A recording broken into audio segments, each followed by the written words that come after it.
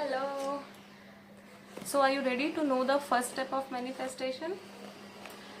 Manifestation begins with clarity. Clarity in vision. There is a very special quote also which says, "A person with clear vision can never sink his ship into the ocean."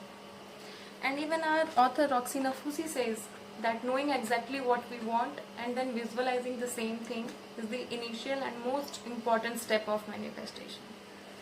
तो पहला step में actually visualisation के ही बारे में बोला गया है, क्योंकि बात यहाँ पे विजुअलाइजेशन और क्लैरिटी इन विजन की हो रही है। I have a very special example for you all guys that I want to share. There is a person who can not see the world around him, but somehow he carried very strong, very clear vision within him and turned his dream into reality. That person is Srikanth Bolla. Srikanth बोला ऐसे पहले student थे जिनका admission MIT में मिला, ऐसे पहले international blind student थे जिनका एडमिशन MIT में जिनको मिला, and then now he is a very successful entrepreneur.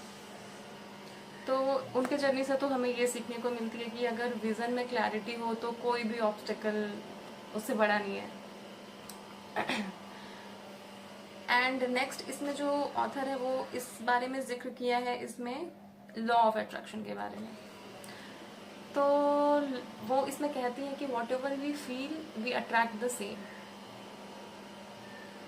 And I think it's true also, क्योंकि ये तो हम लोग भी अपने उपनिषद और अपने वेदों में भी सुने हैं काफ़ी ज़्यादा कि मनुष्य जैसा सोचता है, जैसा कर्म करता है, इवेंचुअली वो वैसा ही बन जाता है। एक श्लोक भी मुझे इसमें ऐसा याद आ रहा है कि यद भावं तद भवति, as you believe so you become.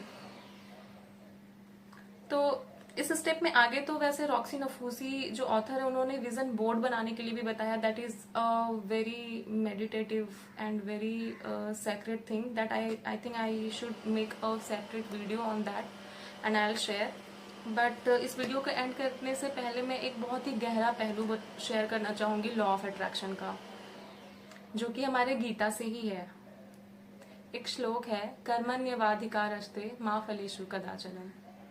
इस श्लोक का अर्थ तो बहुत लोगों को पता ही होगा, बट फिर भी मैं एक बार इसको एक्सप्लेन करना चाहूंगी। इसका अगर सिंपल लैंग्वेज में समझे तो इसका मतलब होता है एक्शन विदाउट अटैचमेंट। मतलब हम लोग का अधिकार सिर्फ अपने कर्म पे है। क्या हम सोचते हैं, हम क्या कर्म करते हैं, सिर्फ इस पे ही हमारा अधिकार है।